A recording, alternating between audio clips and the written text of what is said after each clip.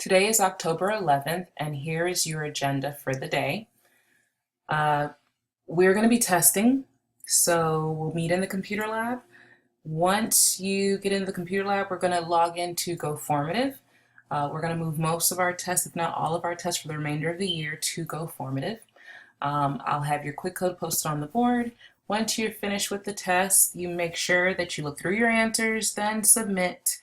And then once you're done with that, we'll move on to pure substances and mixtures vocabulary. I'm also going to start moving your vocabulary words to Quizlet. So just know that that's going to become your go-to for getting your vocabulary information versus using the textbook. All right, so once you get onto Quizlet, you can join the class. If you don't want to join the class, if you're unable to join the class, then you're still able to follow along. Just make sure that we're not using our full name. Some of you have already logged in, and we talked about what to do with how to join Quizlet. So just disregard this first part here. You created a username, but you created something that I could at least recognize so I know who you are in the class.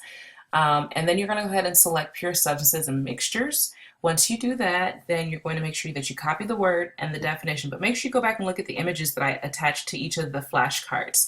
Then you're going to, for first through fifth period, you want to only copy the first 14 terms, and then sixth period, you're going to copy all 17 terms. When you're done, we're not going to have much time. Again, it's early release, so we won't have much time, but you do have a little bit of time to at least play some of the games that are on Quizlet or do some of the practice activities on Quizlet. That way you can become familiar with what Quizlet has to offer at the same time. So, dabble with that just a little bit before you head out of class today.